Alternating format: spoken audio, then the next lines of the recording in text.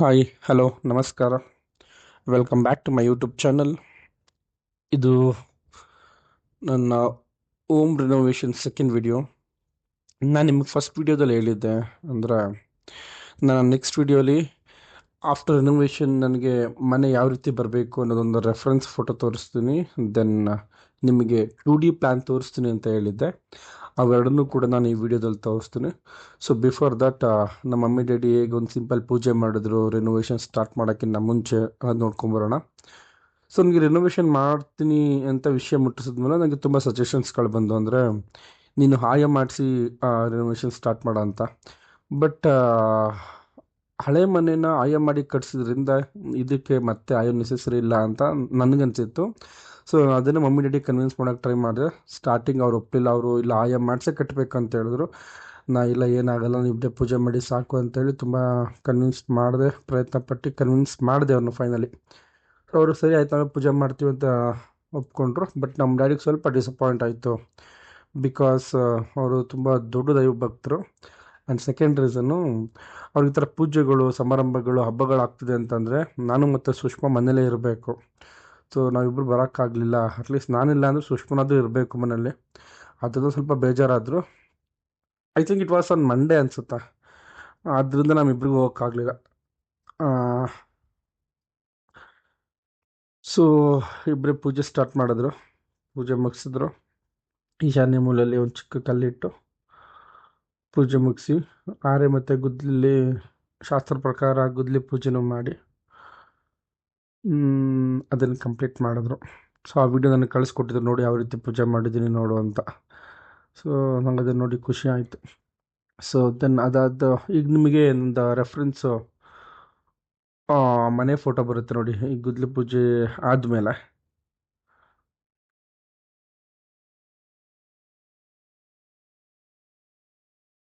ಆ ರೆಫರೆನ್ಸಲ್ಲಿ ಬರುತ್ತಲ್ಲ ಎಕ್ಸಾಕ್ಟ್ಲಿ ಆ ರೀತಿ ಸೇಮ್ ಈ ಮನೆ ಥರನೇ ಬರಬೇಕು ಅಂತ ನಾನು ಅಂದ್ಕೊಂಡಿದ್ದೀನಿ. ಅಂತ ಅಂದರೆ ಮುಂದೆ ದೊಡ್ಡ ಜಗಲಿ ಬೇಕು ನನಗೆ.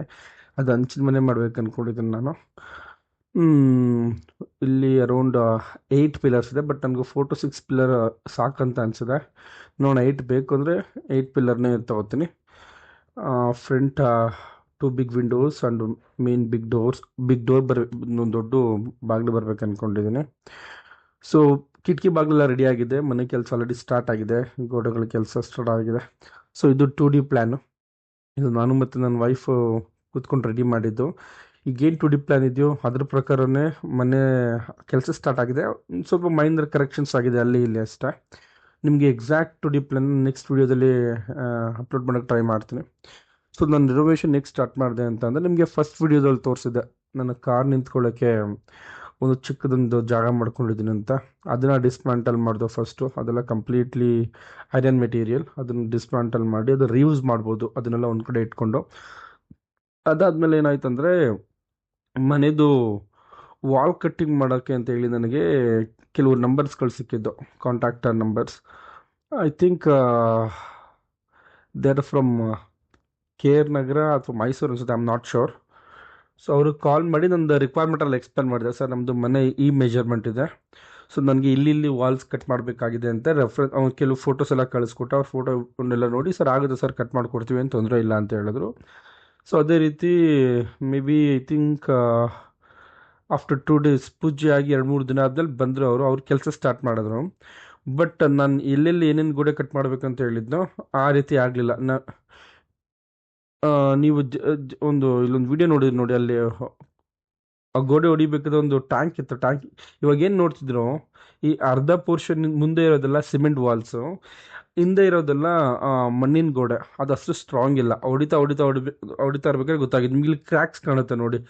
ಕ್ರ್ಯಾಕ್ಸಿಂದ ರೈಟ್ಗೆ ಇರೋದು ಸಿಮೆಂಟ್, ಕ್ರ್ಯಾಕಿಂದ ಹಿಂದೆ ಇರೋದು ಬಂದು ನಿಮಗೆ ಮಣ್ಣಿನ ಗೋಡೆ ಇದೆ. ಸೊ ಅದು ಸ್ಟ್ರಾಂಗ್ ಇಲ್ಲ ಅಂತ ಗೊತ್ತಾಯ್ತು ನಮಗೆ. ಅದು ಹೊಡಿತಾ ಏನಾಯ್ತು ಅಂದರೆ ಬೇರೆ ಬೇರೆ ಗೋಡೆ ಎಲ್ಲ ಬೀಳ್ತಾ ಬಂದು. ಸೊ ನನ್ನ ಇಂಟೆನ್ಷನ್ ಗೋಡೆಗಳು ಉಳಿಸ್ಕೋಬೇಕು ಅಂತ ಹೇಳಿದ್ದು, ದುಡ್ಡು ಉಳಿಸ್ಬೇಕು ಅಂತಲ್ಲ. ನನಗೆ ಕಂಪ್ಲೀಟಾಗಿ ಮನೇನ ಹೊಡೆದಾಕಕ್ಕೆ ಇಷ್ಟ ಇರಲಿಲ್ಲ. ಬಿಕಾಸ್ 2 ರೀಸನ್ ಇದೆ. ಒಂದು ನನಗೆ ಮನೆ ರಿನೋವೇಟ್ ಮಾಡ್ತೀನಿ ಅಂತ ಹೇಳಿದಾಗ ನನಗೆ ತುಂಬ ಜನ ಏನು ಸಜೆಸ್ಟ್ ಮಾಡಿದ್ರು ಅಂತಂದರೆ, ನೀನು ಬೆಟರ್ ಏನಂತಂದರೆ ಕಂಪ್ಲೀಟಾಗಿ ಹೊಡೆದ್ಬಿಟ್ಟು ಫಸ್ಟಿಂದ ಕಟ್ಟು, ಇಲ್ಲಾಂದರೆ ರಿನೋವೇಷನ್ನು ಒಂದು ಅದು ತುಂಬ ಕಷ್ಟ ಆಗುತ್ತೆ, ಎರಡು ದುಡ್ಡು ಕೂಡ ಎಕ್ಸ್ಟ್ರಾ ಖರ್ಚಾಗುತ್ತೆ. ಯಾಕಂದರೆ ನೀನು ಅಂದ್ಕೊಂಡಿರ್ತಾರ ಆಗಲ್ಲ, ಇಷ್ಟೇ ಕಟ್ ಮಾಡಿ ಇಷ್ಟೇ ಹೊಡಿಬೇಕು ಅಂದ್ಕೊಂಡಿರ್ತೀಯ, ಬಟ್ ಹೋಗ್ತಾ ಹೋಗ್ತಾ ಚೇಂಜ್ ಆಗುತ್ತೆ ಅಂತ ತುಂಬ ಜನ ಸಜೆಸ್ಟ್ ಮಾಡಿದ್ರು. ಅದು ಒಳ್ಳೇದೇ ಕೂಡ, ಬಿಕಾಸ್ ಅವ್ರಿಗೆ ಎಕ್ಸ್ಪೀರಿಯನ್ಸ್ ಇರುತ್ತಾ. ಬಟ್ ನನಗೇನಕ್ಕೆ ಮನೆ ಕಂಪ್ಲೀಟಾಗಿ ಹೊಡಿಬಾರ್ದು ಅಂತ ಅನ್ನಿಸ್ತು ಅಂತ ಅಂದರೆ ಎರಡು ರೀಸನ್ ಇದೆ. ಒಂದು, ನನಗೆ ಈ ಮನೆ ಜೊತೆ ನನಗೊಂದು ಕನೆಕ್ಷನ್ ಇದೆ, ಅದನ್ನು ಎಕ್ಸ್ಪ್ಲೇನ್ ಮಾಡೋಕ್ಕಲ್ಲ. ಹೇಗೆ ಅಂತ ಅಂದರೆ, ನಾನು ಯಾವುದೇ ಮೂಡಲ್ಲಿ ಇದ್ದು ಕೂಡ ಈ ಮನೆಗೆ ಹೋಗ್ತೀನಿ ಅಂದರೆ ನನಗೊಂದು ಕಂಫರ್ಟ್ ಫೀಲ್ ಆಗುತ್ತೆ. ಅದು ಯೂಶಲಾಗಿ ಎಲ್ರಿಗೂ ಅನ್ಸುತ್ತೆ, ಹೋಮ್ಲಿ ಫೀಲ್. ಎರಡನೇ ರೀಸನ್ನು, ಈ ಮನೆ ಕಟ್ಟಬೇಕಾದ್ರೆ ನಮ್ಮ ಮಮ್ಮಿ ಡ್ಯಾಡಿ ತುಂಬ ಸ್ಟ್ರಗಲ್ ಮಾಡಿದ್ದಾರೆ. ತುಂಬ ಅಂದರೆ ತುಂಬ, ಅದನ್ನ ನಾನು ಹತ್ರದಿಂದ ನೋಡಿದ್ದೀನಿ. ಸೊ ಅಷ್ಟು ಕಷ್ಟಪಟ್ಟು ಕಟ್ಟಿರೋ ಮನೆ ಹೊಡಿಯೋದು ಬೇಡ. ಏನಂತಂದರೆ ಕಂಪ್ಲೀಟಾಗಿ ಮನೆ ಹೊಡೆದು ಹೊಸದು ಕಟ್ತೀನಿ ಅಂತಂದರೆ ಹಳೆ ಮನೆ ಹೊರ್ಟೋಯ್ತು, ಅದ್ರ ಬಾಂಡ್ ಹೊರ್ಟೋಗುತ್ತೆ ಅನ್ನೋ ಫೀಲ್ ನನಗೆ. ಅದಕ್ಕೋಸ್ಕರ ಎಷ್ಟು ಗೋಡೆ ಉಳ್ಕೊಳ್ತೋ ಅಷ್ಟು ಉಟ್ಕೊಳ್ಳಿ.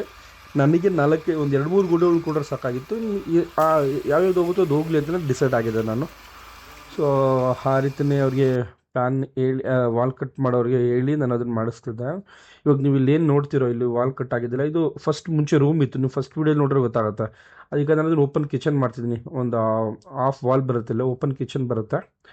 ಅಲ್ಲೂ ಏನು ನಿಮಗೆ ಗೆರೆ ಕಾಣಿಸ್ತದೆ, ಅಲ್ಲೊಂದು ಡೋರ್ ಬಂದಲ್ಲಿ ಸ್ಟೋರ್ ರೂಮ್ ಬರುತ್ತೆ. ಸೊ ಇಲ್ಲಿಗೆ ಈಗೇನೊಂದು ಕಿಚನ್ ವಿಂಡೋ ಬರುತ್ತೆ ಇಲ್ಲಿ. ನೀವು ಹಿಂಗೆ ಪಾಸದ ಹಾಲ್ ಇದೇ ಥರ ಉಳ್ಕೊಳ್ಳುತ್ತೆ. ಇಲ್ಲಿ ನೋಡಿ, ನಿಮ್ಗೆ ಇಲ್ಲೇನು ಗಿರೆ ಕಾಣಿಸ್ತಾ ಇದೆ ನೋಡಿ, ಇಲ್ಲಿಗೆ ಎಗೇನ್ ಒಂದು ರೂಮ್ದು ಡೋರ್ ಬರುತ್ತೆ. ಇದನ್ನು ರೂಮ್ ಥರನೇ ಇಟ್ಕೋತೀನಿ. ಇದನ್ನೇನು ಚೇಂಜ್ ಮಾಡಲ್ಲ, ಡೈಮೆನ್ಷನ್ ಕೂಡ ಏನೂ ಚೇಂಜ್ ಮಾಡಲ್ಲ. ಇಲ್ಲೊಂದು ಜಸ್ಟ್ ಒಂದು ಹೊಸ ವಿಂಡೋ ಬರುತ್ತೆ ಅಷ್ಟೆ. ನೀವು ಎಗೇನ್ ಇಲ್ಲಿ ಬಂತು ಅಂತ ಅಂದರೆ, ಈಗ ನೀವು ಎಂಟ್ರಿ ಆದರೆ ಏನಾಗ್ತಿತ್ತು ಅಂದರೆ, ಲೆಫ್ಟ್ಗೆ ಕಿಚನ್ ಇತ್ತು ಮುಂಚೆ. ಸೊ ಅದನ್ನೇನು ಮಾಡ್ಬೇಕು ಅಂದ್ಕೊಂಡಿದ್ದೀನಿ ಅಂತ ಅಂದರೆ, ಬಾತ್ರೂಮ್ ಪ್ಲಸ್ ಅಟ್ಯಾಚ್ ಟಾಯ್ಲೆಟ್ ಮಾಡ್ಬೇಕು ಅಂದ್ಕೊಂಡು. ಈಗ ನಿಮ್ಗೆ ನೋಡಿ ಇಲ್ಲೆಲ್ಲ ಕ್ರ್ಯಾಕ್ಸ್ ಕಾಣಿಸ್ತಾ ಇದೆ ಅಲ್ಲ. ಸೊ ಇದೆಲ್ಲ ನಾನು ಉಳ್ಕೊಳ್ಳುತ್ತೆ ಅಂತ ನನ್ನ ಪ್ಲ್ಯಾನ್ ಇದ್ದಿದ್ದು, ಮುಂಚೆ ಪ್ಲ್ಯಾನು. ಬಟ್ ಹೊಡಿತಾ ಗೊತ್ತಾಗಿದ್ದು ಕಂಪ್ಲೀಟಾಗಿ ಹೊರಟೋಯ್ತಿದ್ದು. ಆಫ್ ಪೋರ್ಷನ್ನು ನಿಮಗೆ ಉಳ್ಕೊಂಡಿಲ್ಲ. ನೆಕ್ಸ್ಟ್ ಒಂದು ವಿಡಿಯೋದಲ್ಲಿ ಗೊತ್ತಾಗುತ್ತೆ ನೋಡಿ, ನೆಕ್ಸ್ಟ್ ಸ್ಲೈಡಲ್ಲಿ ಬರುತ್ತೆ.